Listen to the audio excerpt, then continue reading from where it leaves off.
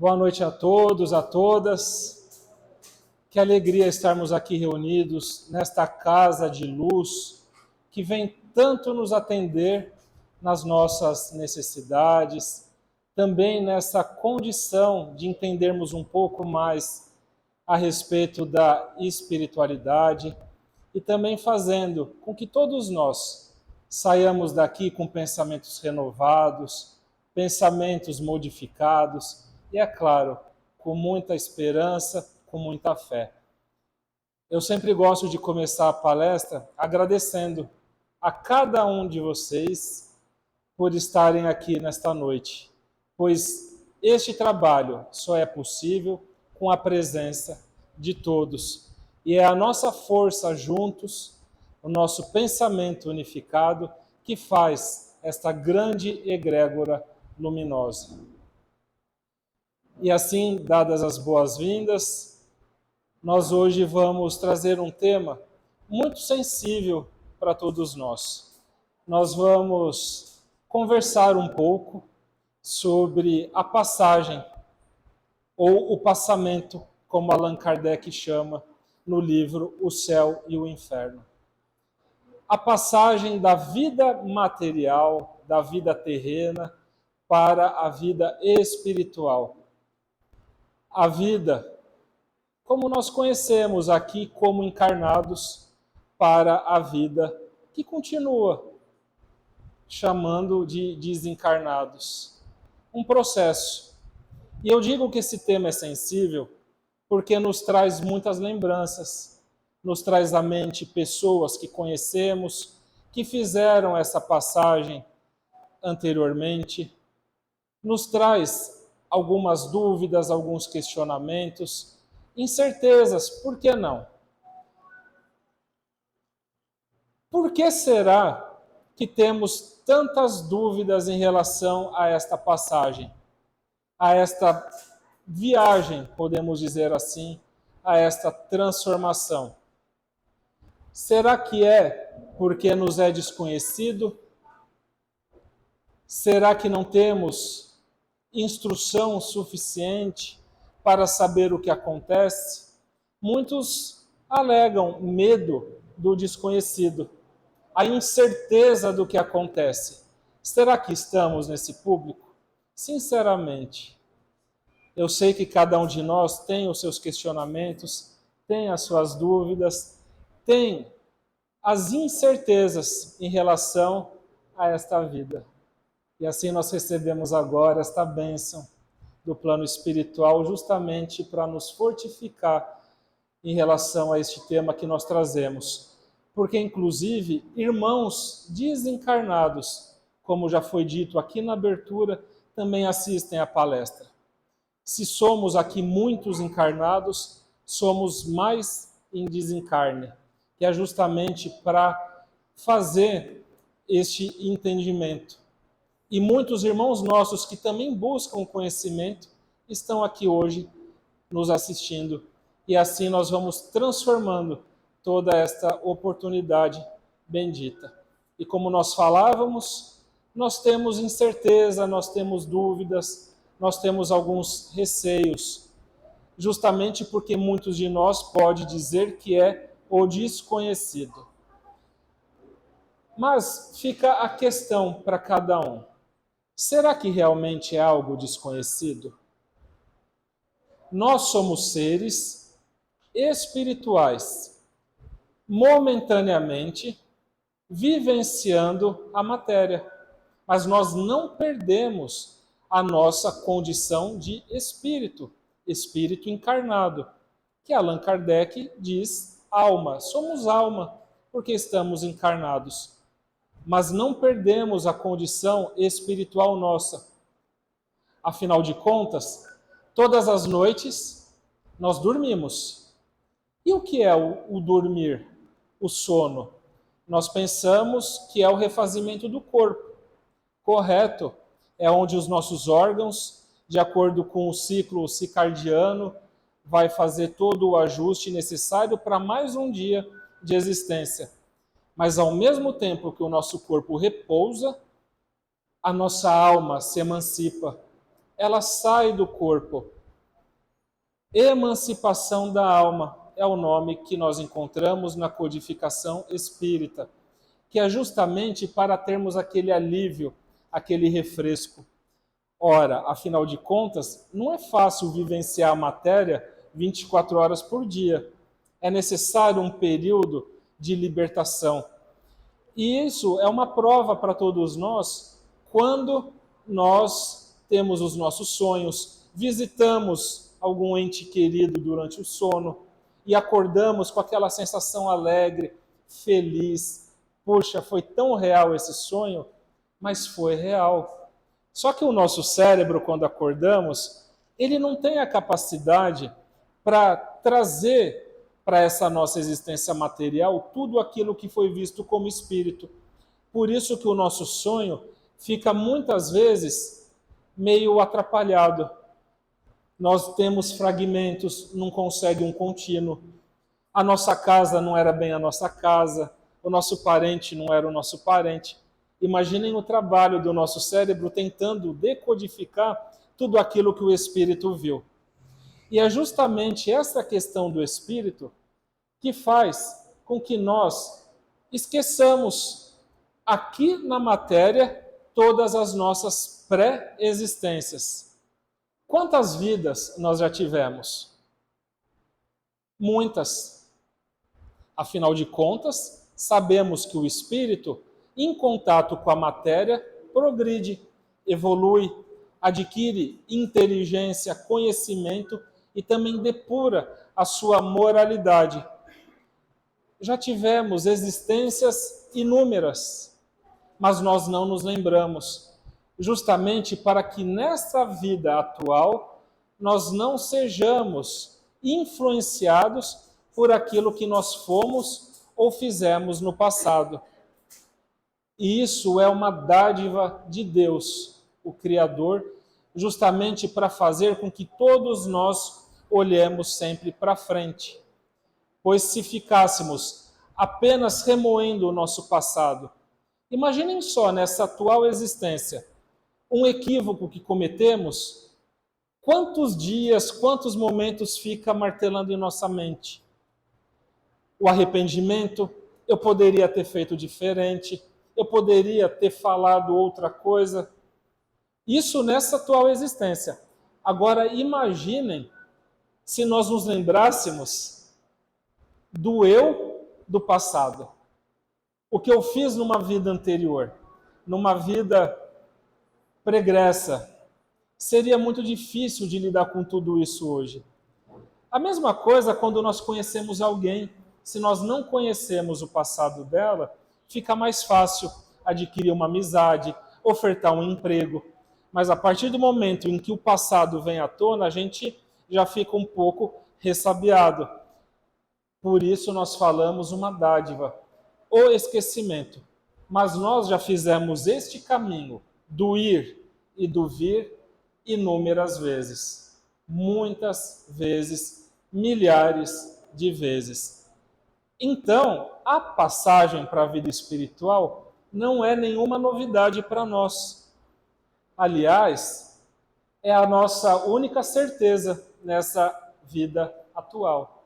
Nós sabemos que temos um período de vivência e o dia do retorno ao mundo espiritual chegará, que é justamente um período, porque novamente nós retornaremos à matéria até quando for assim necessário.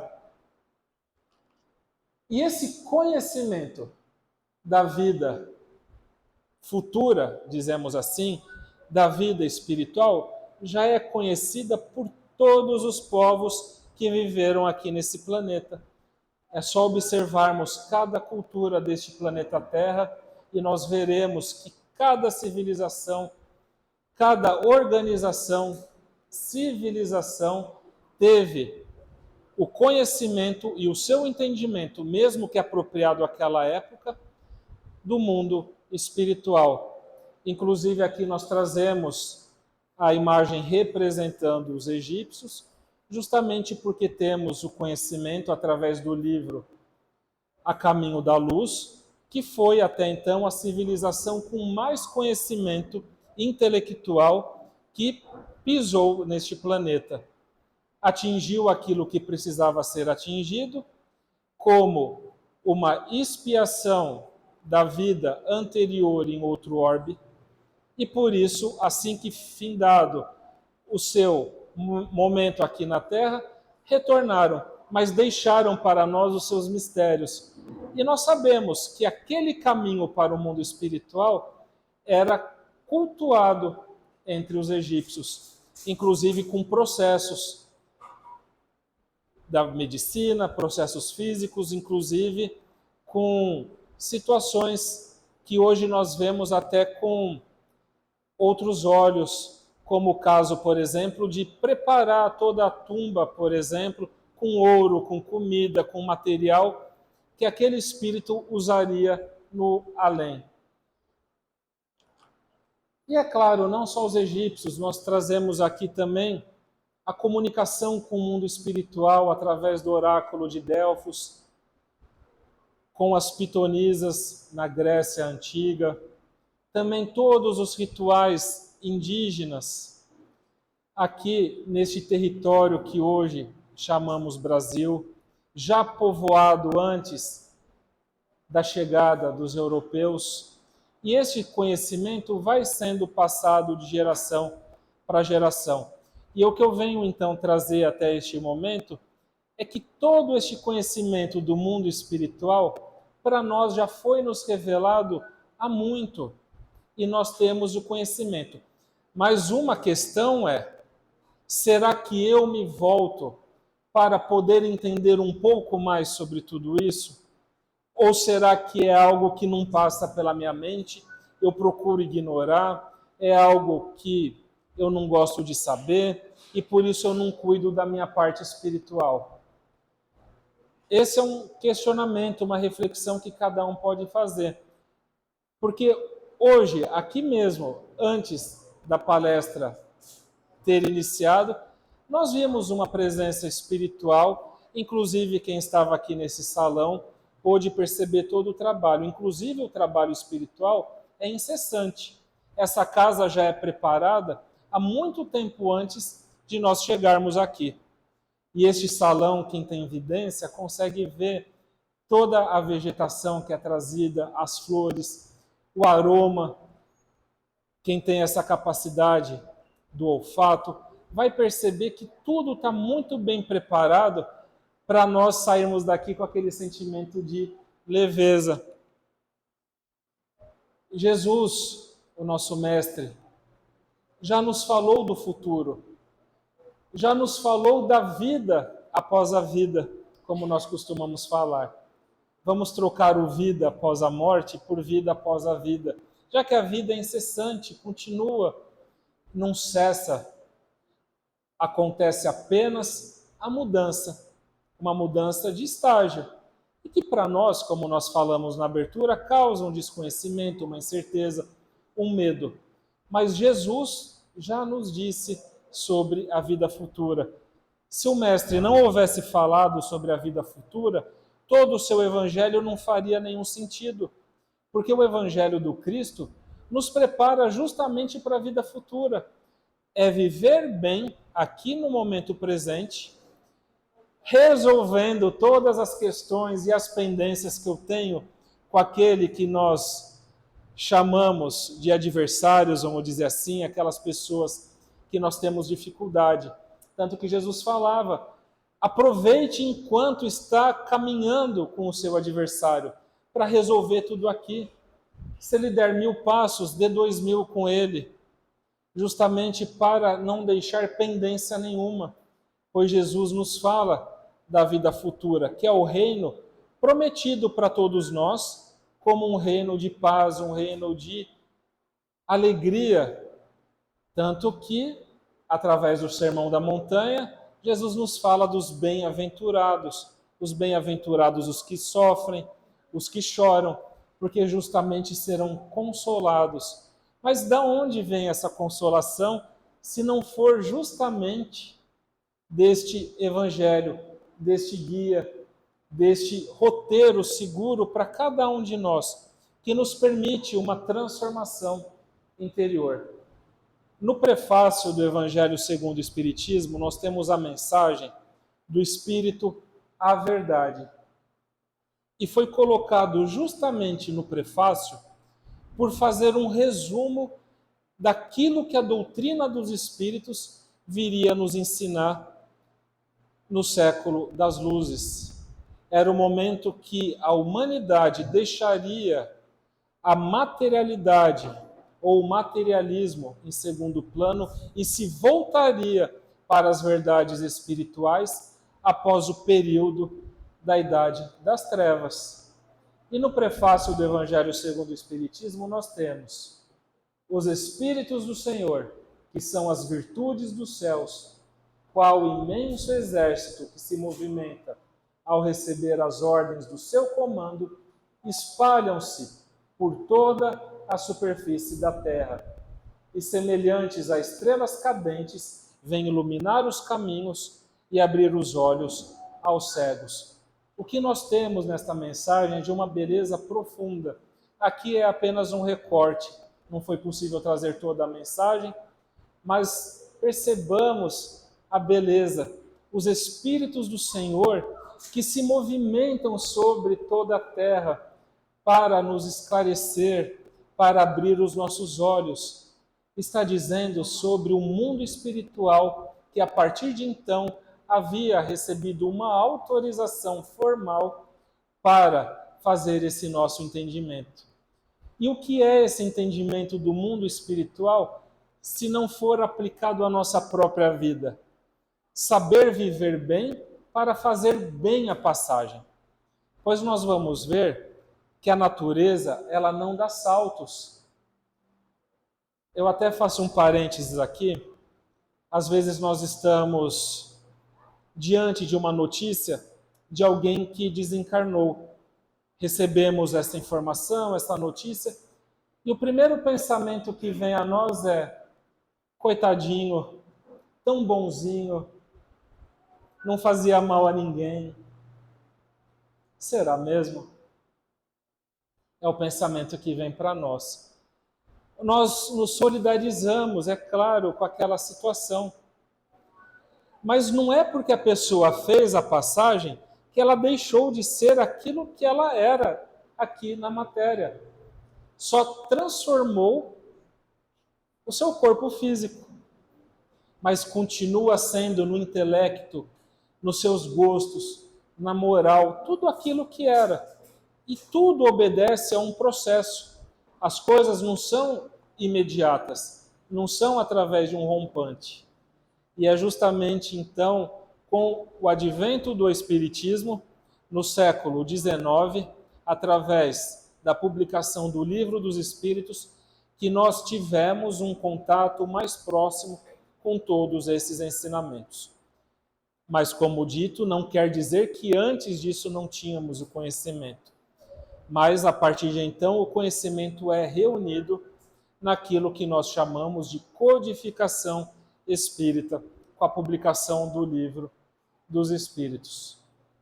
E ainda no Evangelho segundo o Espiritismo, nós temos: em verdade, eu vos digo que são chegados os tempos em que todas as coisas hão de ser estabelecidas no seu verdadeiro sentido para dissipar as trevas. Homens, irmãos, a quem amamos, aqui estamos junto de vós. Essa mensagem também do Espírito à Verdade, trazida no capítulo 6, o Cristo Consolador, justamente para reforçar toda a doutrina de Jesus, que veio então nos transformar intimamente e nos fazer conhecer a verdade espiritual. Sabemos tudo ainda? Claro que não. Nós vamos adquirindo conhecimento conforme temos a condição de recebermos esse conhecimento. Assim como Jesus, em sua época, pôde falar sobre tudo, não pôde. Para aqueles mais próximos a ele, seus apóstolos, seus discípulos, aqueles que o acompanhavam, Jesus pôde falar de uma forma mais aberta. Nós verificamos isso no Evangelho. Mas quando Jesus fazia um sermão para o público em geral, Jesus utilizava-se de parábolas, que é justamente as alegorias para trazer uma verdade espiritual de cunho moral, que era mais fácil de ser entendido, memorizado. Tanto que Jesus diz que ele não pôde falar sobre tudo, mas quando fosse a época apropriada, pediria ao Pai que nos enviasse o Consolador.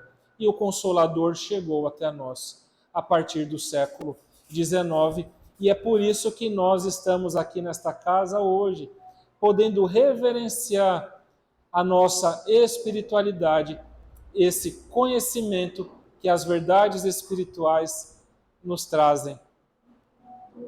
Eu destaco aqui para vocês o livro O Céu e o Inferno, publicado em 1º de agosto de 1865. Ele é o 4º livro da codificação espírita, composta principalmente por 5 obras.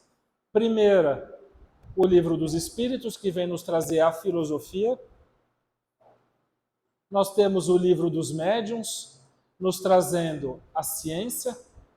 O Evangelho segundo o Espiritismo, o 3º livro da codificação, nos trazendo a moral, a ligação com Deus. E o 4º livro, O Céu e o Inferno, que para muitos de nós acaba sendo um livro até meio desconhecido, não é verdade? Nós ouvimos muito falar do Livro dos Espíritos, o Evangelho, o Livro dos Médiuns, para quem procura trabalhar sua mediunidade, mas e o Céu e o Inferno? O que nos traz esta obra? E eu confesso para vocês que é um dos meus livros favoritos. Eu já vou dizer o porquê. E finalizando a codificação espírita, nós temos a Gênese, que é justamente a formação espiritual do nosso planeta. O que trata o céu e o inferno? Logo no seu prefácio, Kardec coloca um exame comparado das doutrinas sobre a passagem da vida espiritual para a vida corporal, ou melhor dizendo, passagem da vida corporal à vida espiritual. É um exame comparado também sobre as penalidades e recompensas, sobre os anjos, sobre demônios, penas e etc., seguido de numerosos exemplos acerca da situação real da alma durante e depois da morte. É um livro que, basicamente, em poucas palavras, vai nos trazer sobre a condição do espírito na vida espiritual. Como é a vida espiritual? Como é essa passagem? O que nós sentimos durante essa transição? O que acontece? E justamente, notem, numerosos exemplos, porque foram evocados diversos espíritos na Sociedade Espírita Parisiense para que pudessem revelar a sua condição no mundo espiritual. São as testemunhas que vêm nos trazer esse entendimento. E Kardec, como nós conhecemos e sabemos, muito metódico, pedagogo, organiza todas essas comunicações em agrupamentos. Nós vamos ver isso daqui a pouquinho também. Justamente para facilitar o nosso entendimento e aprendermos com as orientações, histórias, as vivências de cada espírito. Inclusive, um membro da Sociedade Espírita Parisiense autorizou ser evocado assim do seu desencarne para que pudesse ser estudado. Isso aconteceu no Brasil também com um trabalhador da Federação Espírita Brasileira, o irmão Jacó, que relata no livro Voltei, através da mediunidade do Chico Xavier, toda a sua experiência durante a passagem da vida material para a espiritual. Também fica essa indicação de leitura. Allan Kardec, na Revista Espírita, logo após a publicação do Céu e o Inferno, vai dizer que o título da obra indica claramente o objetivo. É reunido nessa obra todos os elementos a esclarecer o homem quanto ao seu destino. Então, toda aquela nossa incerteza, aquela dúvida, aquele momento de insegurança que nós comentamos aqui no começo, estão esclarecidos na obra O Céu e o Inferno. Colocamos neste livro um sistema. Não colocamos neste livro um produto de um sistema preconcebido. Tudo foi deduzido da observação e da concordância dos fatos, que é o método científico que Kardec utilizava para trazer essa orientação para nós. E aqui eu gostaria da participação de cada um, podendo levantar a mão. Você acredita que após a morte, algumas pessoas vão para o céu? Quem acredita que algumas pessoas vão para o céu? Algumas pessoas levantaram a mão, bem pouquinhas, 3. E para o inferno, quem acredita?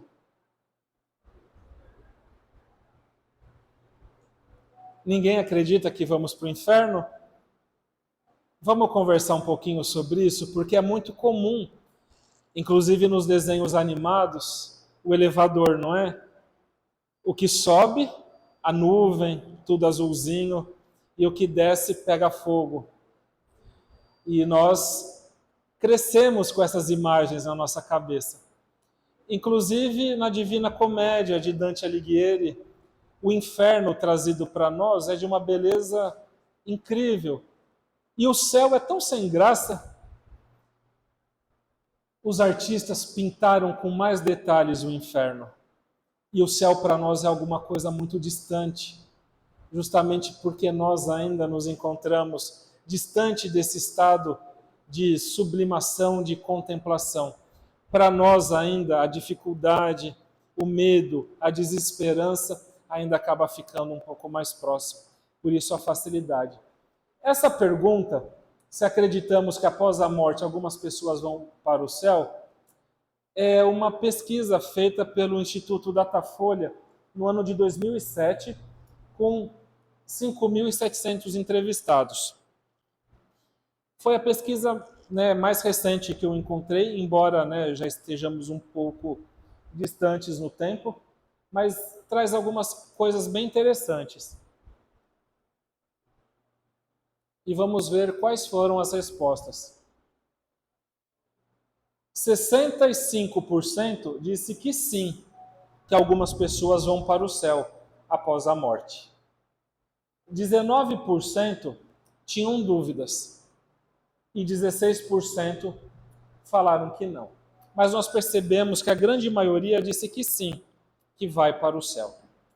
E é justamente por nossa criação, por tudo que estamos vivenciando ao longo da nossa caminhada, que essa questão da pena eterna, do sofrimento ou do gozo, nós ficamos com tudo isso muito claro para nós e, de repente, quando nós estamos diante de um outro esclarecimento, nós ficamos em dúvida. Eu já vi que o público aqui já teve alguma dúvida quanto a ir para o céu, para o inferno, poucos se manifestaram.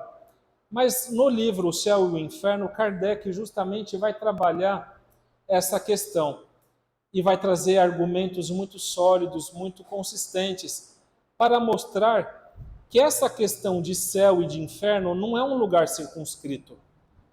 É justamente o estado da alma. Isso é muito revelador para todos nós, porque o nosso livre-arbítrio ele é respeitado, inclusive após o desencarne.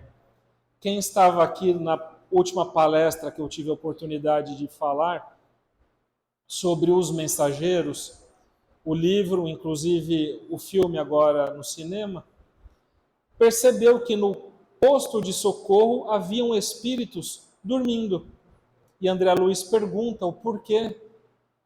São pessoas que acreditavam que após o desencarne haveria o juízo final e estariam dormindo até este dia. E aquele pensamento da pessoa é respeitado até após o seu desencarne. E é um movimento bem lento, bem gradual, com muito amor para que aqueles espíritos despertem. E quando um desperta, sai correndo e fala: estou sendo perseguido pelos demônios, pois é justamente a crença da pessoa. E ter o conhecimento nos liberta das crenças que são limitantes. E um dos argumentos, dentre vários que é trazido por Kardec no céu e no inferno, é uma questão muito simples. Vamos pensar um pouquinho. Imaginem uma família, a mãe e o filho. E o filho é aquela pessoa que nós consideramos o errado, que se meteu com más influências, más companhias, tomou decisões muito erradas, prejudicou pessoas, fez o mal. E a mãe é aquela criatura devotada, amorosa, que quer ajudar. E aí fica fácil. Nós dizemos, bom, o filho vai para o inferno, a mãe vai para o céu. Pergunta, esta mãe seria feliz no céu, sabendo que o seu filho estava no inferno? Então podemos dizer que não há felicidade no céu. Então já cai por terra esse conhecimento, como era trazido para nos colocar medo. Esta mãe não seria feliz. E eu tenho certeza que se pudesse perguntar a ela, ela diria: eu prefiro estar ao lado do meu filho, aonde quer que ele esteja. E que Deus seria esse que nos puniria eternamente por um erro ou um equívoco cometido numa vida limitada? Uns vivem 100 anos, 110 anos, 20 anos. Nós temos uma vida limitada. Por que punir a pessoa com um castigo eterno por uma vida que teve uma duração limitada? Também acaba não fazendo sentido. Fica mais óbvio e lógico ao entendermos o Pai amoroso que Jesus nos traz, que nos perdoa e nos dá oportunidades constantes para nós nos aprimorarmos, para que tenhamos o mérito de querermos reparar aquilo que fizemos de mal para os outros e, quem sabe, para nós mesmos.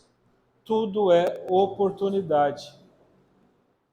Herculano Pires, jornalista, filósofo brasileiro, ele diz que as penas e recompensas do após a morte saem do plano obscuro com a publicação do livro O Céu e o Inferno. Esse campo das superstições, do misticismo, para a luz viva da análise racional e da pesquisa. O grave problema da continuidade da vida após a morte despe-se dos aparatos mitológicos para mostrar-se com a nudez da verdade à luz de uma razão esclarecida. Eu trouxe essa frase justamente porque ela vai nos situar exatamente a importância da obra O Céu e o Inferno. E quem sabe, ao sairmos daqui hoje, tenhamos vontade de ler pelo menos um trechinho, alguma mensagem, conhecer um pouquinho, porque vai com certeza nos esclarecer muito e também nos consolar. Eu não esqueci que o nosso tema é a passagem, mas eu estou justamente falando sobre o céu e o inferno porque é lá que nós vamos beber deste conhecimento, pois são os próprios espíritos que vêm relatar o que eles sentiram nessa transição. A obra é dividida em duas partes, apenas para nosso conhecimento. Na primeira parte, em 11 capítulos, nós vamos ter a teoria. o futuro, a preocupação com a morte. Será que é possível existir um céu, um inferno, purgatório? Olha que coisa, né? Já ouvimos falar nessa palavra e temos até dificuldade de entender o que é o purgatório. Parece que não é nem lá, nem aqui. Sobre a doutrina das penas eternas, enfim. E até essa questão das penas futuras, segundo o Espiritismo, e muito mais. Né? Muito conhecimento para todos nós. Na segunda parte, que é a parte muito interessante, são 8 capítulos, e é onde vai ter os relatos dos espíritos. E começa com o passamento ou a transição após a morte do corpo. E logo em seguida vem 66 comunicações falando sobre essa condição na vida espiritual. E olha só como nós mencionamos esta organização de Kardec. Ele separa as comunicações em agrupamentos para facilitar o nosso entendimento. Espíritos felizes, espíritos medianos, sofredores, os que atentaram contra a sua própria vida, criminosos arrependidos, endurecidos e aqueles que passaram por grandes provas e expiações. Porque se as mensagens ficassem todas desordenadas, nós não teríamos uma sequência. Kardec vai dividir as comunicações nesses agrupamentos e mais que isso, ele não evoca apenas uma vez cada espírito. Nos trabalhos mediúnicos, cada espírito comunicava 3, 4 ou mais vezes. E Kardec vai colocando as mensagens uma após a outra, para nós irmos acompanhando o progresso daquele nosso irmão no plano espiritual. E somos nós, na verdade, que vamos aprendendo junto, porque nós percebemos, às vezes, na primeira mensagem que o Espírito traz, um certo torpor ou uma dificuldade de alguma compreensão. E depois, na segunda mensagem, já mais esclarecido, já diz o que está fazendo. E é claro, essa condição vai variar de espírito para espírito. Vamos olhar para nós aqui. Somos diversos. Não há ninguém idêntico ao outro. Podem ter bilhões de espíritos encarnados neste mundo. Cada um é diferente. Cada um tem uma vivência, cada um tem a sua história. Isso corrobora com a grandiosidade do Criador. Mas é claro que nós, necessariamente não sendo iguais ao nosso próximo, não podemos aprender com ele. Todos nós aprendemos. As histórias dos outros também nos comovem. Por que eu preciso errar em algo que alguém já errou antes de mim e veio me alertar sobre aquele erro? E vai o nosso livre-arbítrio. Eu posso errar. E se eu errar, tudo bem. Afinal de contas, ninguém de nós é julgado pelo equívoco que comete, no sentido de aniquilação, de não ter oportunidade. É sempre tempo para recomeçar. Cometi equívoco. E o que eu aprendi com tudo isso? O quanto eu mudei com isso? Será que eu posso alertar o meu irmão sobre essa questão, para que ele também não cometa nenhuma dificuldade igual eu cometi?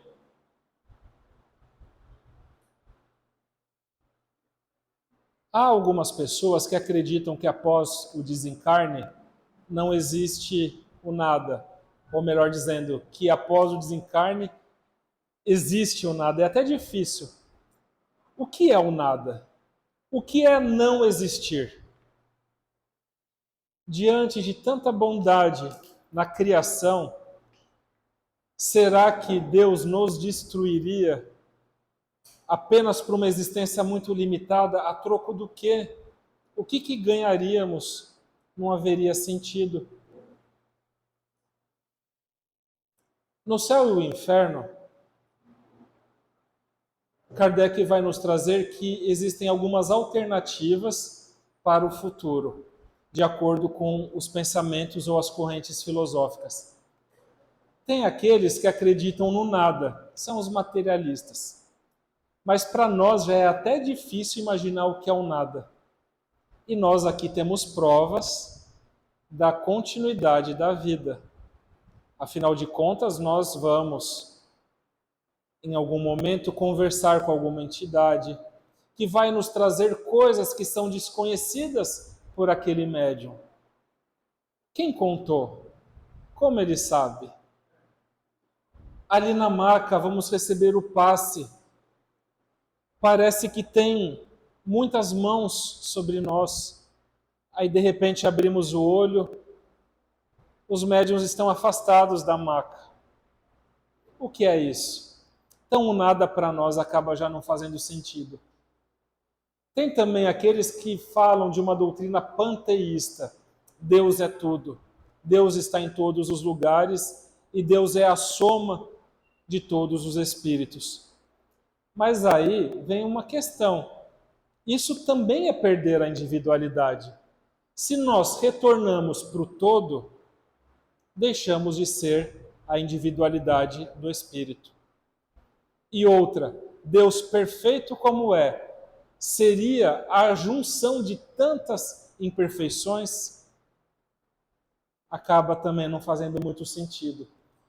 Já as religiões espiritualistas nos falam da individualidade da alma, que é o que acaba fazendo sentido, inclusive pelo que observamos aqui no trabalho espiritual, que são as testemunhas que vêm nos trazer o esclarecimento da continuidade da vida.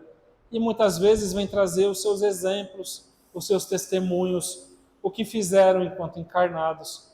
Assim como lá na obra O Céu e o Inferno, até hoje, isso acontece. Quando nós pensamos na teoria do nada, nós temos alguns problemas. O homem passaria a pensar somente em si. Horas.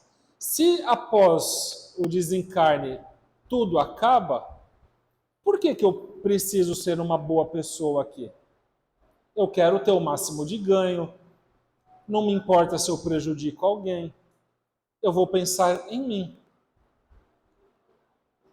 E essa forma de pensar no nada estimula o egoísmo. E porque interrompe esses laços, inclusive familiares, já que ninguém tem responsabilidade com ninguém. Puxa, cada um então se vira, pois não vai existir o nada. Para que eu vou cuidar de alguém? Eu vou pensar mais em mim. Então nós já vemos que tem essa problemática. Quando pensamos no panteísmo, nós já até citamos que todos os seres, todos os corpos da natureza constituem a divindade. Deus é o conjunto de todas as inteligências, e cada indivíduo, sendo uma parte de todo, do todo, é em si um Deus. E nenhum ser superior comanda o conjunto. Mas aí vem aqueles inconvenientes que nós falamos. Perde-se a individualidade. Se a alma se perde nesse oceano, como explicar então as próprias diferenças daquelas pessoas que já trazem consigo um conhecimento inato e outras pessoas que apresentam uma certa dificuldade na própria forma de pensar? Nós verificamos que nós não estamos em condição de igualdade. Parece que algumas pessoas já trazem consigo um certo conhecimento. E olha que eu não estou falando de instrução intelectual. Quantas pessoas que nós chamamos de humildes, ao falar conosco, traz uma nobreza, traz uma vivência, traz um amor que parece que a pessoa viveu muito tempo antes, e isso acaba sendo uma verdade. Então, se tudo era o todo, todos nós, ao encarnarmos aqui neste planeta, teríamos as mesmas condições. E nós sabemos desse conhecimento prévio que alguns gênios trazem consigo, até mesmo aquelas próprias crianças, chamadas de prodígios, que tocam instrumentos musicais sem ter tido acesso a uma educação formal, até mesmo pela idade delas. E como explicar Deus sem qualidades que o diferenciem? E como Deus pode ser o somatório de tantas imperfeições? E se o homem se submete à lei do progresso, Deus então também se submeteria. E aí, Deus não seria perfeito. Então, essas são as problemáticas, os inconvenientes do panteísmo.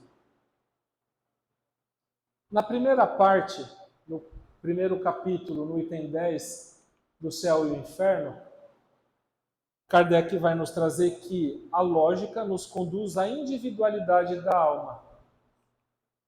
E que diz que a sorte de cada alma, ou seja, o destino de cada alma, deve depender das suas qualidades pessoais. Olha só a responsabilidade sendo trazida para nós próprios, porque muitas vezes nós também temos situações em que colocamos a culpa ou a responsabilidade da nossa vida nos outros. Claro que ao vivermos em sociedade, nós estamos nesse emaranhado de ligações, onde uma ação pode sim afetar o outro. Mas a forma como cada um reage diante de situações diz respeito ao entendimento próprio.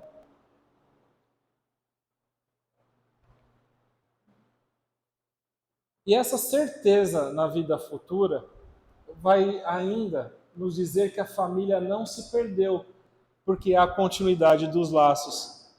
Isso é muito consolador, porque pensamos o seguinte: naquela doutrina materialista que acredita no nada, esse amor que nós vivemos aqui na Terra, por nossos parentes, pessoas que amamos, companheiros, companheiras, se perderia.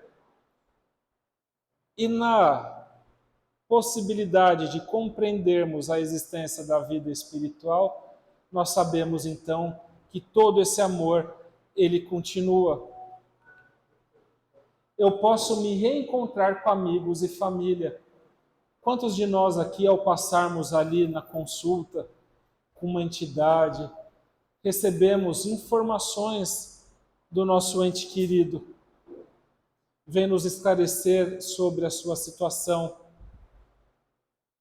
ou até mesmo em outros trabalhos, uma psicografia, o próprio sonho, como nós também mencionamos, nós podemos nos reencontrar não só durante essa nossa existência, através dessas ferramentas que foram citadas, mas também após o nosso desencarne também.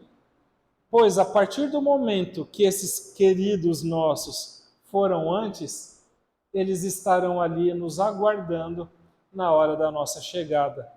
Assim como nós aguardaremos outros, fazendo esse ciclo de amor nessa existência.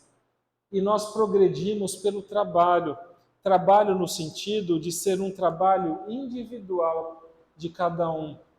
Saber aquilo que faz bem para cada um, onde eu posso melhorar, onde eu tenho que me corrigir.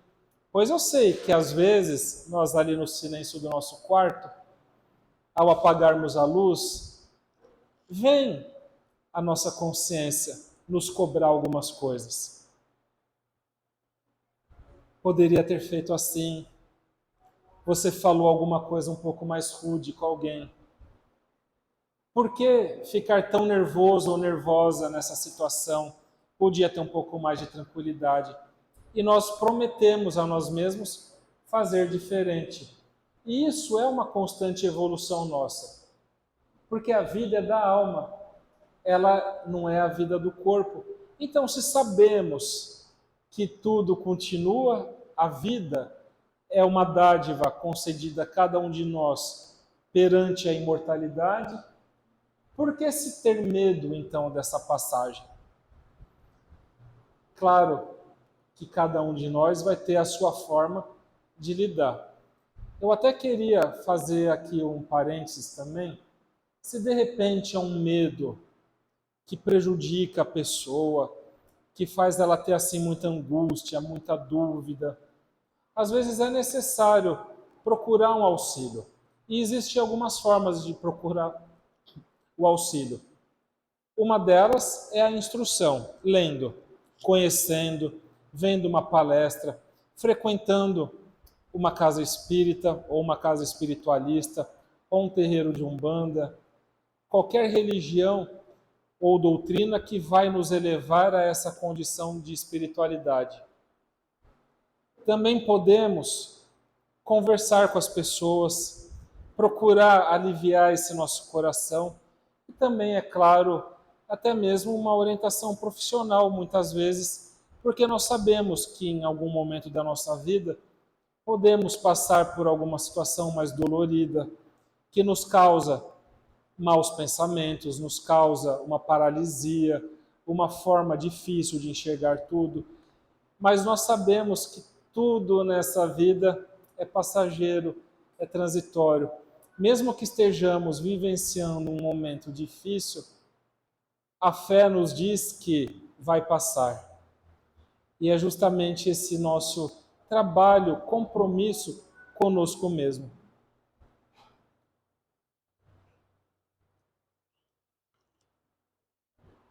Devemos procurar estudar o que é a morte, porque o medo é o desconhecimento.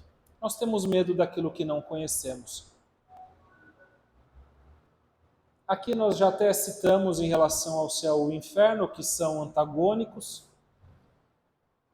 O ócio e a felicidade do céu versus as dores impiedosas de toda a eternidade do inferno.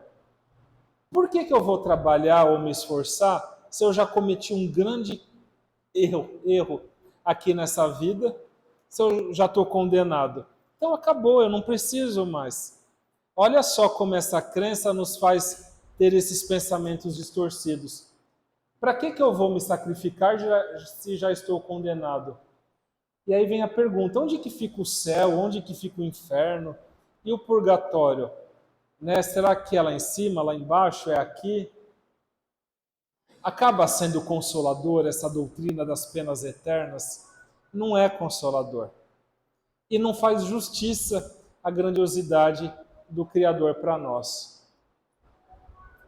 Através do conhecimento da espiritualidade, dos benfeitores espirituais, seja daqueles que se comunicaram com Kardec, André Luiz, com toda a sua série A Vida no Mundo Espiritual, através da mediunidade do Francisco Cândido Xavier, cuja obra começa em nosso lar e termina no E a Vida Continua, são 13 livros, trazendo detalhes minuciosos de toda a vida no plano espiritual. E nós então vamos perceber que até já citamos, agora nós vamos consolidar esse conhecimento. O céu e o inferno deixam de ser espaços circunscritos, ou seja, abaixo da terra, acima da terra, enfim. Porque o inferno está por toda a parte em que haja almas sofredoras. Eu sei que são palavras um pouco fortes, mas é justamente para nos lembrar que é justamente o estado que nós nos encontramos. Tem pessoas que podem estar no mesmo lugar que uma outra, mas a forma como cada uma sente é diferente. Diz em relação à sensibilidade de cada uma, em relação à sua história, à sua vivência. Deus seria perverso e não justo e bom se houvesse as penas eternas, como nós falamos, inclusive fazendo a separação de familiares, um para baixo, um para cima, separados, e aí?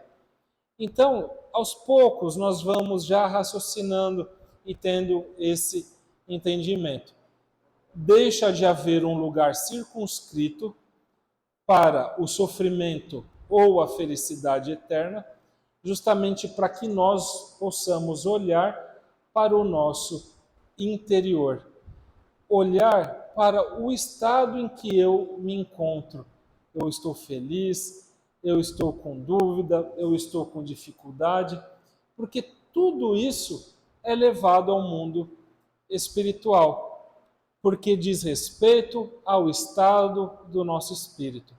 Títulos nós não vamos levar, riquezas materiais não vamos levar, o carro do ano não se leva, contas no exterior, ações, barras de ouro, tudo aquilo que causa muita inveja e cobiça em muitas pessoas, disputas pelo poder, nada disso é levado.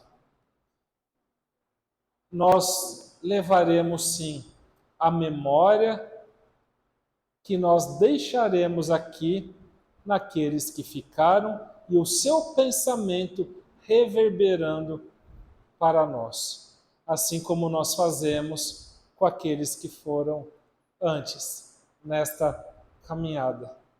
E aí, que tipo de pensamento eu emito? Também fica uma reflexão para cada um de nós. E como nós falamos, o livre-arbítrio de cada um é respeitado. E nós vamos encontrar isso nas obras do André Luiz, assim como nos próprios relatos do céu e o inferno. Ao desencarnar, se o espírito ainda está muito ligado à materialidade, o que acontece? Alguém gostaria de comentar? Ela disse que fica ao nosso redor, se comprazendo nos mesmos vícios que cultivava em vida, nessa vida corporal. Porque não tem ainda, talvez, aquele entendimento para poder atingir uma outra esfera. Tudo isso é sendo respeitado. No livro Nosso Lar, inclusive no filme, fica muito clara essa questão ao desencarnar André Luiz, numa condição ainda de equívoco, de sofrimento, de vícios, ele permanece um certo tempo naquela zona onde há o agrupamento de espíritos afins que vibram naquela situação de desamparo, que popularmente chamamos de umbral. Mas vamos tomar cuidado para não transformarmos o umbral no inferno espírita ou purgatório espírita. É justamente para delimitar um local próximo à crosta terrestre onde se reúnem espíritos afins, como acontece nas diversas colônias espirituais. E André Luiz passa um tempo nessa zona inferior até o momento em que ele pede ajuda. Eu não aguento mais, eu quero ajuda, eu quero sair daqui.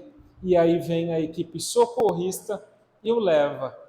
Ou seja, livre-arbítrio respeitado. Então, por isso é importante termos esse conhecimento e já nessa existência procurarmos cultivar essa instrução, cultivarmos o desapego. Claro que ninguém está falando aqui para abandonarmos a matéria. Impossível. Vivemos a matéria, que é justamente ela que nos proporciona essa evolução. Mas será que eu preciso ter um apego excessivo com a matéria? Aqueles ciúmes, a posse, ninguém mexe, ninguém pega, isso é meu. E a vida muitas vezes nos prega situações em que nós somos confrontados com vivências e momentos em que nós temos que abrir mão de alguma coisa. Se já trabalhamos isso um tempo atrás, tudo vai ficando mais fácil. Reforçando, não é para eliminarmos a matéria, mas é justamente para combatermos o apego excessivo, os ciúmes à posse.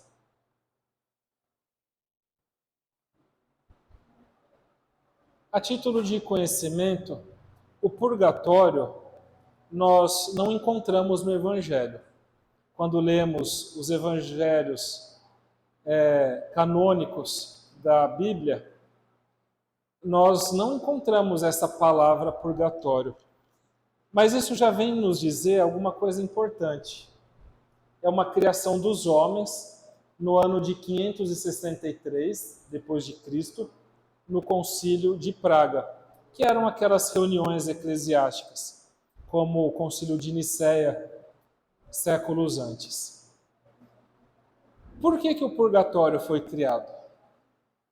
Justamente para poder esclarecer aqueles questionamentos que eram feitos que não tinham solução. Uma criança, por exemplo, que desencarna novinha, na tenra idade, ela vai para o céu ou vai para o inferno? Ah, vai para o céu. Mas o que ela fez para merecer o céu? Ela não teve oportunidade. E também ela não fez nada para ir para o inferno. E aí?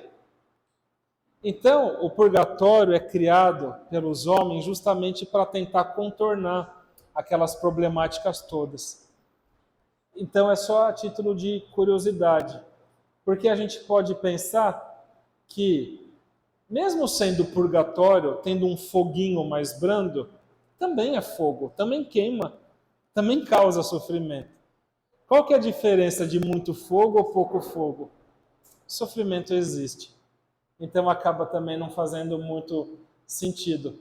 Mas acaba já sendo um passo da humanidade para um dogma mais racional, com pena menos rigorosa, né? E que as faltas de menor gravidade pudessem ser, então, reparadas. E aqui nós podemos, trazendo para esse entendimento nosso, será que a Terra, então, não é o grande purgatório, que é justamente aqui que nós vamos aprender, aqui que nós temos a oportunidade de reparar os nossos equívocos, as nossas faltas, as nossas falhas. E nós sabemos, através da instrução dos Espíritos, que a Terra, atualmente, embora numa transição, ela pertence ao gênero ou à categoria de mundo de provas e expiações. E o que isso quer dizer? Quer dizer que todos que estamos aqui estamos matriculados numa escola e que para passar de ano precisa fazer a prova para mostrar que aprendeu. E em especial aqueles alunos mais rebeldes que repetem, reprovam, mas chega um dia que eles se cansam de reprovar tanto e aí vão avançando. Mas tem aquele aluno que é o primeiro da turma, como nós falamos, é o queridinho do professor, também está matriculado na mesma escola, também vai fazer as suas provas, mas já não sofre tanto como o outro, porque ele sabe que precisa fazer. Então isso diz respeito à resignação, diz respeito ao entendimento. Até aqui, alguém tem alguma pergunta? Eu estou falando muito. Alguma dúvida? Eu sei que a gente está fazendo um passeio, um panorama por todo esse conhecimento. Pode ser que alguns estejam ouvindo algum termo pela primeira vez, outros estão recordando, outros já conhecem muito. Mas caso alguém tenha alguma dúvida, queira fazer alguma pergunta, pode levantar a mão, que a gente vai abrindo aqui esse espaço também. Levantou a mão. Vem aqui na frente um pouquinho.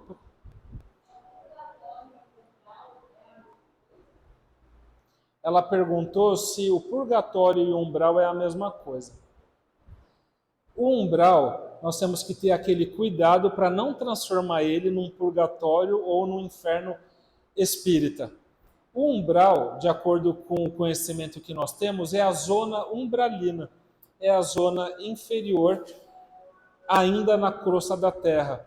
É onde espíritos, através de afinidades, se agrupam de acordo, então, com o conhecimento de cada um. Porque o nosso livre-arbítrio ele é respeitado. O umbral é diferente, ou melhor dizendo, o purgatório é diferente disso. O purgatório foi criado para que fizesse, então, um abrandamento da pena, mas isso é uma criação humana, não diz respeito à verdade espiritual. Quando nós falamos de livre-arbítrio, que é respeitado, nós, mesmo aqui encarnados, nós estamos próximos daquelas pessoas que nós nos sentimos bem. E após o desencarne é a mesma coisa. Então é comum falarmos da zona umbralina, daqueles espíritos ainda ligados à matéria e que ainda permanecem presos à crosta, porque ainda não atingiram o conhecimento ou a necessidade de arrepender-se, ou pedir perdão, ou querer ser alcançado ou alçado a uma colônia, por exemplo. Aí eu até citei o exemplo de André Luiz, que permaneceu 8 anos na zona umbralina, pois ele ainda é muito preso à matéria, não tinha o conhecimento dessas verdades. Respondida a pergunta?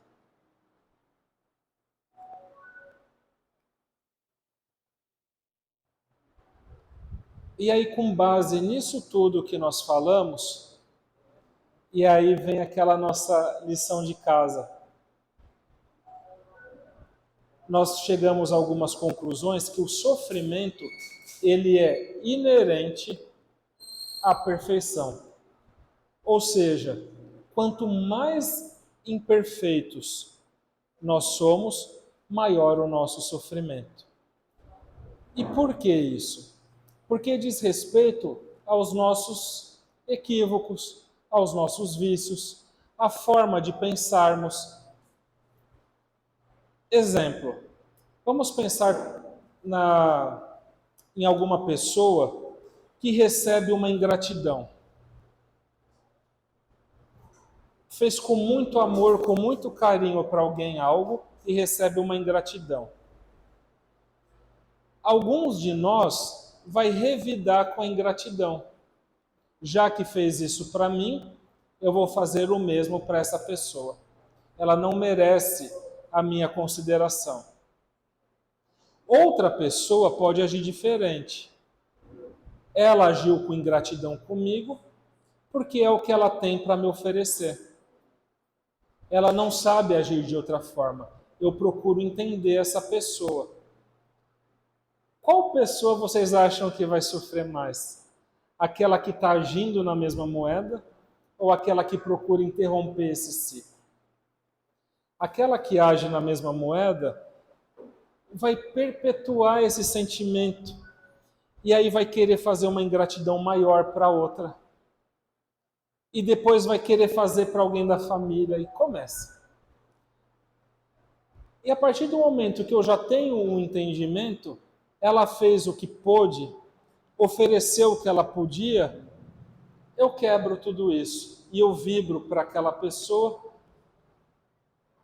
em luz, em entendimento e até sinto uma compaixão por ela agir com a ingratidão.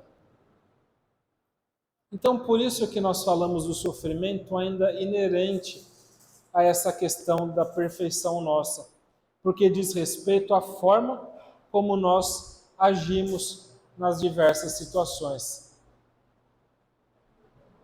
E é por isso que nós falamos, toda imperfeição e toda falta que dela decorre traz as suas consequências. Então, se eu ajo com alguma pessoa de uma forma equivocada, eu recebo daquela pessoa um tratamento difícil também, um tratamento que eu não queria receber. É tudo aquela lei de ação e reação, como nós também falamos. Se eu jogo algo em alguém, é natural que aquela pessoa, ao se defender, também jogue algo em mim. E assim, então, a gente vai, né, perpetuando esses ciclos que são muito difíceis. E todos nós podemos corrigir as nossas imperfeições pela nossa própria vontade, poupando assim os males que dela decorrem e assegurando uma felicidade futura. É o contar até 10, não agir por impulso, não é agir sem pensar, é justamente para que tenhamos a oportunidade de lembrar que somos diferentes uns dos outros. Não nascemos neste mundo no mesmo grau. Fomos lá atrás, sim, criados por Deus da mesma forma. Simples e ainda desconhecedores do que era o bem e o mal. Mas a partir do momento que vamos caminhando, vamos fazendo nossas escolhas. E nenhum de nós aqui hoje se encontra na primeira encarnação. Então já é tempo de nós refletirmos um pouquinho mais sobre isso. E como o Espiritismo vê a morte, essa transição, essa passagem? Foi necessário toda essa conversa que tivemos até então para poder nos situar sobre crenças, sobre forma de ver as coisas e justamente para entendermos então como que é vista esse processo natural, que é justamente o desenlace do corpo físico. A alma já não é mais uma abstração, já não está mais no campo das ideias. Nós já temos provas concretas da existência da alma. Somos seres além da matéria. Possui um corpo etéreo que a torna um ser definido que podemos conceber pelo pensamento. Há uma forma. Mesmo após o desencarne, o espírito conserva a sua forma justamente pelo seu perispírito, que é o que modela esta organização e que continua sendo matéria. O perispírito é matéria, mesmo sendo matéria sutil. Aos nossos olhos, nós não enxergamos, sem termos a vidência. Mas pro espírito, o perispírito é uma matéria como aqui o nosso corpo. A alma é individualidade, com aptidões e percepções. E os que nos são caros, queridos, não estão perdidos. O mundo corpóreo e o mundo espiritual estão em constante relação e mutuamente se assistem.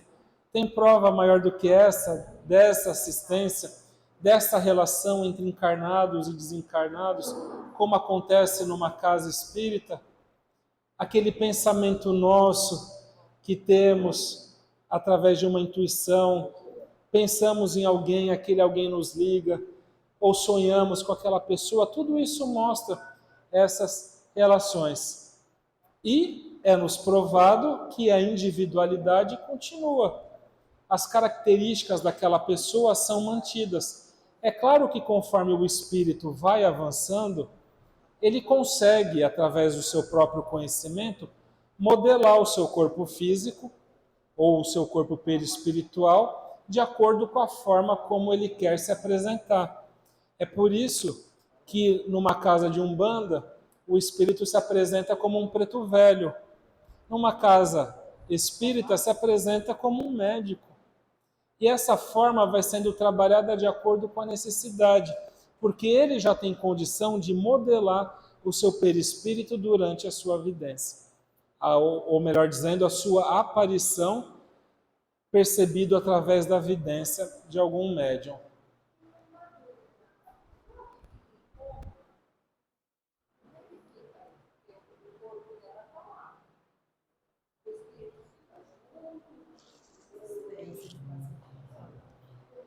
A nossa irmã perguntou sobre o coma, né? E nós até vimos o caso da Clarinha que saiu hoje no jornal, uma mulher que foi atropelada e passou 24 anos em coma.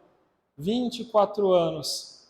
E até hoje não descobriram quem são seus familiares, quem são seus parentes, né? Por mais que tivessem sido feitas buscas. E ela seria enterrada como indigente.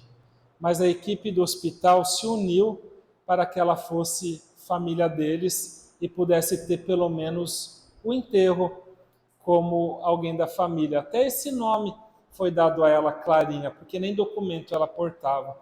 Isso é só um adendo, isso saiu no jornal hoje e foi muito comovente. A equipe hospitalar se unindo para dar um tratamento digno para ela no seu enterro. E o coma? O coma é um processo onde o corpo ele mantém as suas funcionalidades vitais em funcionamento, embora não haja a ligação completa do espírito com o corpo naquele momento, mas há a ligação por aquele cordão de prata que nós falamos. Porque se houver o rompimento desse cordão, o desencarne do corpo acontece imediatamente. Mas enquanto o corpo mantém as suas funções, o espírito ainda está ligado ao corpo. Mas não quer dizer que no coma o espírito esteja constantemente ao lado do corpo. Tanto que nas experiências de quase morte, aqueles que retornam do coma relatam vivências, viagens, visitas, relatam tudo o que acontece no hospital. Eles estão libertos do corpo, mas ligados a ele pelo cordão. Então tem uma limitação essas distâncias que podem ser percorridas. Exatamente essa distância, eu não sei exatamente, mas dentro do planeta Terra é possível, né? Mas é isso que acontece no coma. E aí o desencarne vai acontecer quando ocorre essa interrupção. E esse mecanismo da interrupção do perispírito com o corpo físico é muito delicada, é muito sutil. Existem equipes socorristas especializadas nesse processo, porque nós sabemos que o perispírito ligado ao corpo físico é feito molécula a molécula. E naquele processo é feito pedacinho por pedacinho. E dizem que a cabeça acaba sendo o último lugar a ser desligado. Mas existe todo um amparo em relação a isso. Inclusive no livro Missionários da Luz, que é o terceiro livro da série A Vida no Mundo Espiritual de André Luiz, nós temos o relato de vários desencarnes, inclusive o de Dimas, onde então é nos mostrado todo esse processo. Eu vou voltar um pouquinho mais na frente para falar sobre isso. Com tantos exemplos, com tantas possibilidades de entendimento, a dúvida sobre o futuro já não tem mais lugar. E assim, aquela preocupação com a morte já não tem tanta razão de ser. Claro que aqui nós estamos falando numa teoria, deveria ser assim, mas somos individualidades, cada um tem os seus processos, um pode sentir um pouco mais de medo do que o outro, e é normal. Não tem nada errado com isso. Mas nós temos uma tranquilidade para entender esse processo como uma libertação, como a porta da vida e não como a porta do nada. É a continuidade e não a destruição. Isso não é mais consolador do que o que vínhamos falando até então, no nada, na dúvida, na incerteza? É muito mais consolador. E aí então algumas perguntas. É da morte que nós temos medo ou é da transição?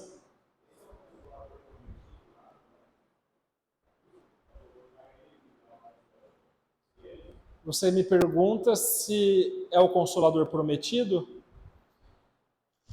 Nós falamos um pouco anteriormente, é bom até repetir, porque aí a gente vai esclarecendo mais. O Consolador prometido foi uma promessa de Jesus para todos nós, já que em sua época ele não pôde falar sobre tudo.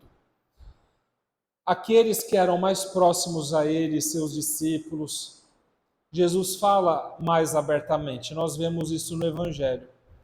Quando é um discurso para um público em geral, Jesus utiliza de parábolas, as alegorias, justamente para fixar o aprendizado. E Jesus nos fala: eu não pude falar sobre tudo, mas eu pedirei ao Pai que no momento oportuno vos envie o Consolador, o Paráclito, Consolador prometido. E nós sabemos que esse Consolador já chegou no século XIX, que é justamente o advento da doutrina dos Espíritos.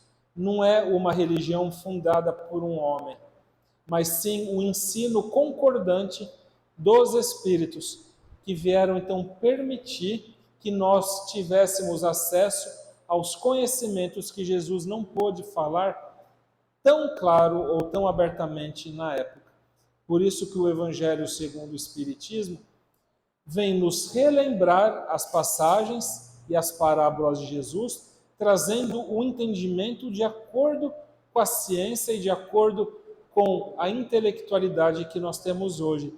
E este é o Consolador, é a doutrina dos Espíritos, que inclusive nos permite estar aqui hoje, nesta casa, através deste conhecimento que foi trazido. Respondido? Será que temos medo do momento da transição? Será que eu vou sofrer? O que eu vou encontrar? O que vai me acontecer? Então essas perguntas vão pairando em nossas mentes. E aí nós então vamos tendo a oportunidade de já pensar. Deixa eu voltar aqui um pouquinho antes. Eu sei que todos nós estamos ansiosos pela resposta. Nós sofremos ou não sofremos na transição? O que vocês acham?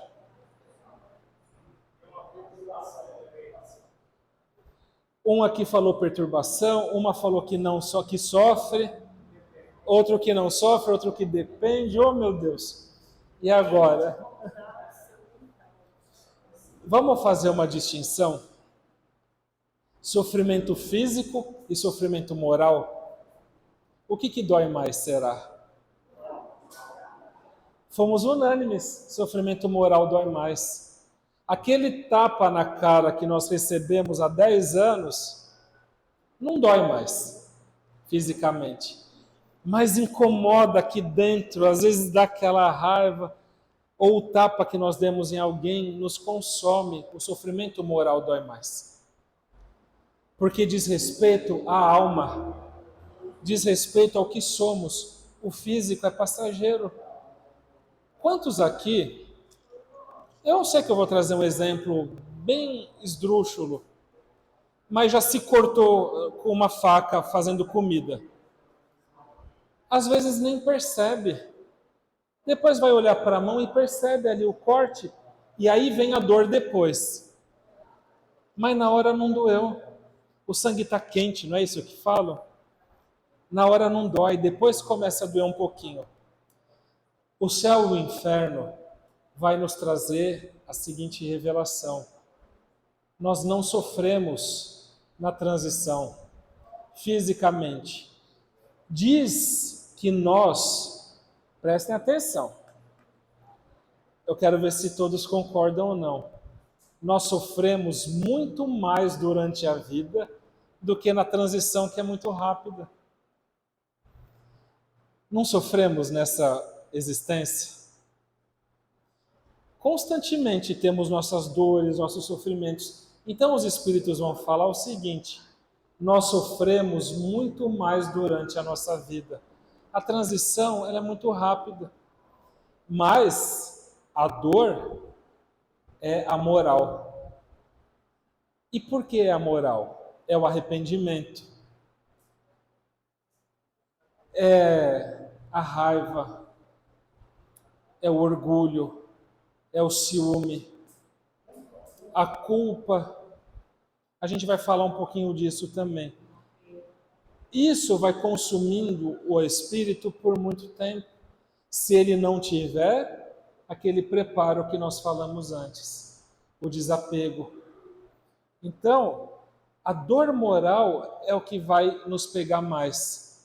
Aquela dor física, muitas vezes não é nem sentida, porque já tem uma programação, um preparo. Às vezes, o espírito nem sabe que desencarnou. Em sessões mediúnicas, incorpora-se espíritos agindo como se estivessem ainda na matéria. Estou procurando tal pessoa, eu preciso de um banho, eu estou sujo, eu quero comer. Estou com sede, estou com frio. Me leva para casa. A pessoa não sabe, não sentiu. Mas a partir do momento em que ela sabe e ela não tem o preparo, vem a dificuldade. E é por isso então que fala-se, a dor moral é o que vai pegar mais para a gente. E é isso que nós então estamos fazendo aqui, procurando já ter um entendimento diferente, procurar compreender um pouquinho mais, saber que tudo é um processo natural, tranquilo, que faz parte da existência. Tranquilo que eu falo, não é que todos nós devemos passar pela perda de alguém querido com alegria, com felicidade, sorrindo, não é isso. Mas agradecendo aquele momento em que estivemos juntos, sabendo que haverá o reencontro futuramente, trazendo na lembrança os bons momentos, deixando de lado culpa, deixando de lado arrependimento, porque nós estamos alimentando com esses pensamentos que vibram energias negativas, que afetam a outra pessoa. E nós sabemos que o pensamento é um veículo poderoso a ser emitido neste grande fluido cósmico onde todos nós estamos inseridos. Então, o que eu vibro por alguém? Percebam que já vai melhorando essa nossa forma de ver essa situação. Aqui eu trouxe uma questão que para nós causa muita curiosidade. Já ouviram falar sobre a melhora da morte? A pessoa está internada, num estado muito grave, já meio que desenganada, a família já está meio ciente, e de repente a pessoa tem uma melhora efusiva. Acorda, conversa, come, sente fome e começa a fazer planos. E de repente a pessoa desencarna. Já ouviram falar em situações assim? E o que será que acontece? Vocês têm alguma ideia? Por que isso acontece? Para repensar? Uma chance de dissolver os pensamentos no processo? A nossa irmã disse que pode ser uma oportunidade de repensar, rever os seus processos, mas até isso tem um porquê. Imaginem só a pessoa prestes a fazer a sua passagem. Já chega o tempo determinado, o momento estipulado. Claro que às vezes por mérito pode ter uns dias a mais, um tempinho a mais, às vezes para organizar alguma situação. E ali ao redor daquela pessoa tem todos os parentes chorando, chorando, chorando. Não vai, não quero, e não sei o quê. E começa. O espírito está sentindo tudo isso. E a equipe espiritual atuando no desencarne encontra dificuldade para fazer esse apoio. Isso é muito bonito, porque nós temos apoio para encarnarmos e temos apoio ao desencarnarmos. Claro que também depende do mérito de cada um, mas nós nunca estamos abandonados. Essa melhora da morte, de acordo com André Luiz, é justamente para que aquela pessoa, ao se melhorar, os parentes dão uma aliviada. Aí eles vão para casa, toma banho, vai comer, sai de perto. E aí quando os parentes voltam, aí já tem a notícia da passagem. Por isso que muitas vezes a passagem acontece quando nós não estamos perto. Eles esperam aquele momento oportuno. E no livro Missionários da Luz tem até um caso onde uma familiar desmaia. Os espíritos precisam fazer a pessoa desmaiar porque ela emitia pensamentos tão fortes que emaranhava em torno do corpo como um casulo e o espírito não conseguia então fazer a passagem. E aí, como a pessoa não saía de perto, precisou fazer desmaiar para poder então rapidinho poder cumprir o processo. Então, e às vezes a pessoa fala: "Puxa, eu fui desmaiar bem nessa hora.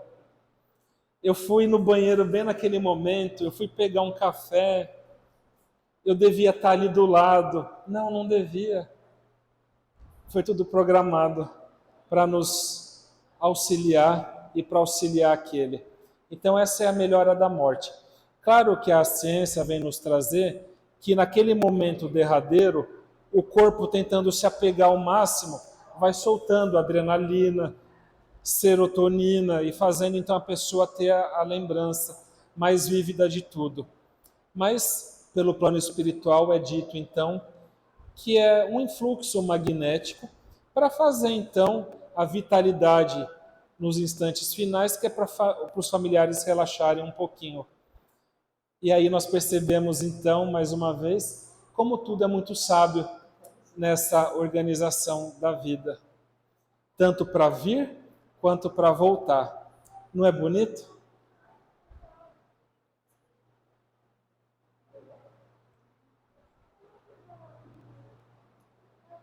Na segunda parte do Céu e Inferno, nós vamos ter os relatos, como nós então mencionamos.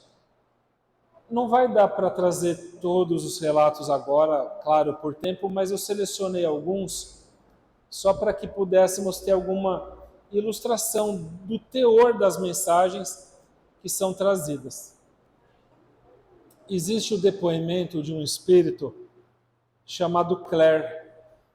Ela está incluída no capítulo dedicado aos espíritos em sofrimento.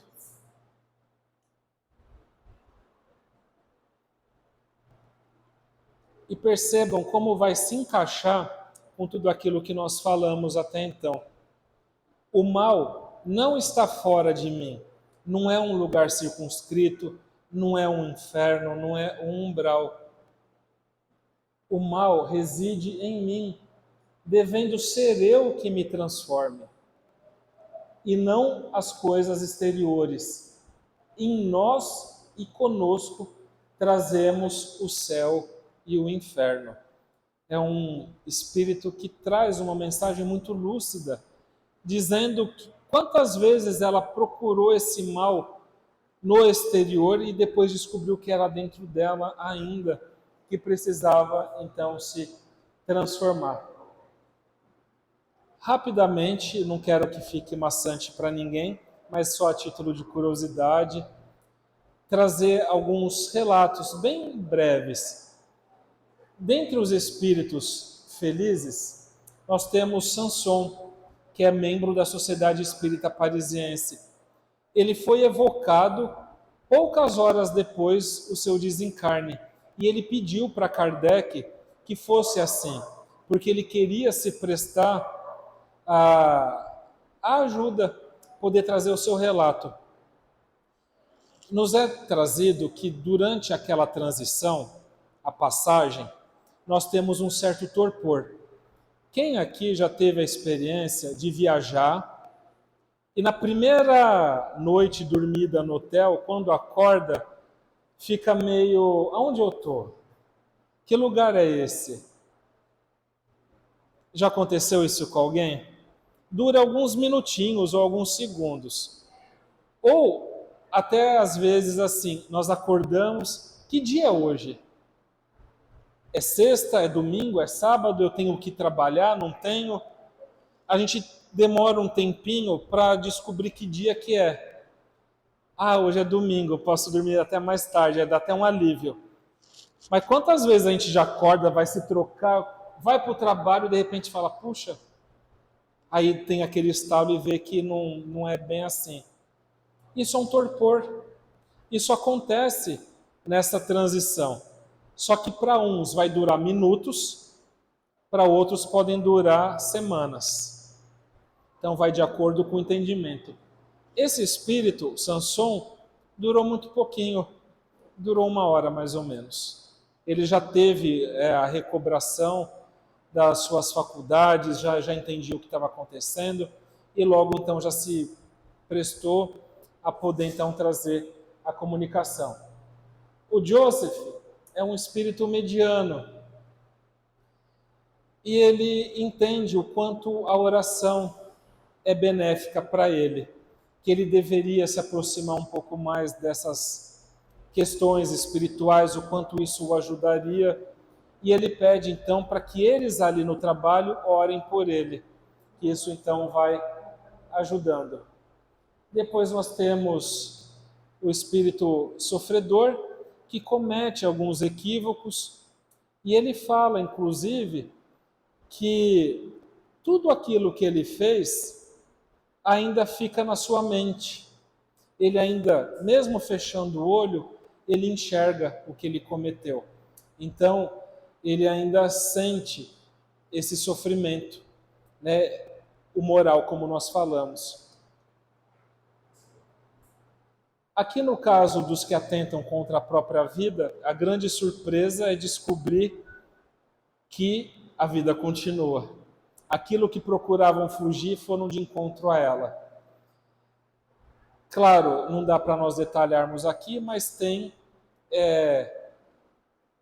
pessoas com alguns méritos, outras com outras situações, porque Deus nos julga não pelo ato, mas pela intenção. Tem o caso no céu e o inferno de uma mãe que, após o desencarne do seu filho, ela atenta com a sua vida, imaginando que vai poder cuidar dele no mundo espiritual. Ela tinha fé, mas não teve fé suficiente para entender que a vida do filho continuaria naquele momento sem ela. Então tem um atenuante, diferente de alguém que se atenta contra a própria vida, numa raiva, num ódio, numa situação. Mas enfim, de qualquer forma, deixa transparecer que faltou a fé.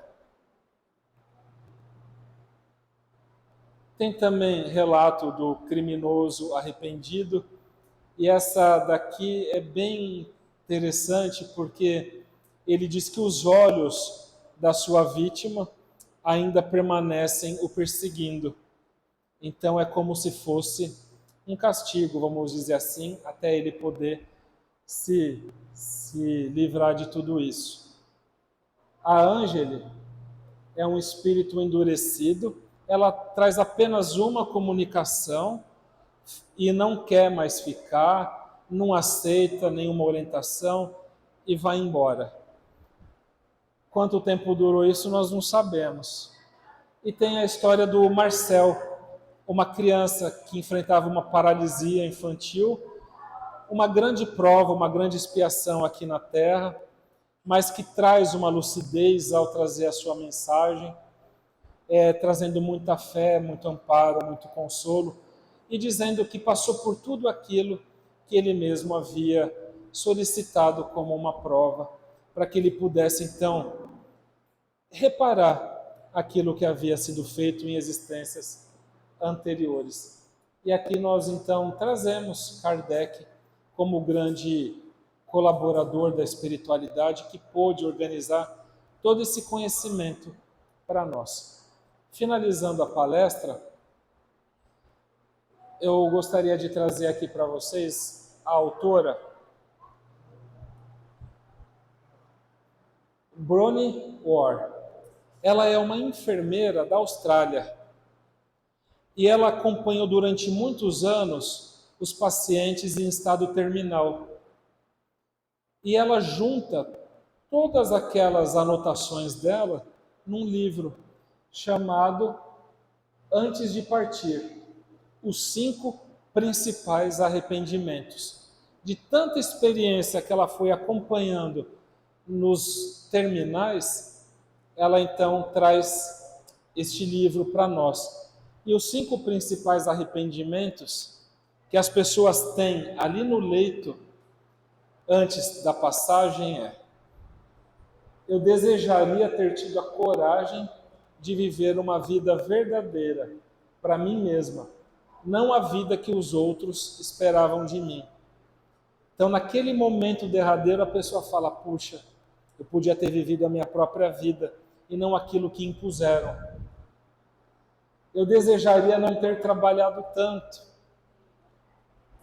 Claro que o trabalho é uma lei da sociedade, é uma lei divina, nós nos aperfeiçoamos pelo trabalho, mas quanto nós nos consumimos no trabalho e às vezes a vida podia ser levada de uma forma mais leve, mais tranquila.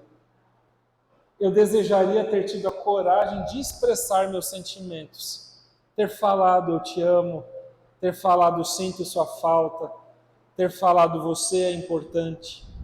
E às vezes por timidez, por vergonha, nós guardamos tudo isso. Desejaria ter ficado em contato com os meus amigos, aproveitado mais junto das pessoas que gostam.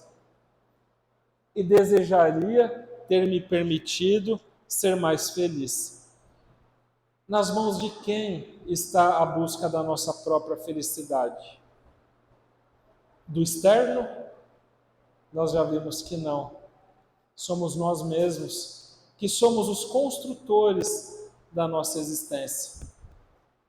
E não importa, podemos ter quantas existências forem necessárias até atingirmos a felicidade suprema. E nós já temos uma orientação segura, que é o conhecimento que Jesus vem nos trazer.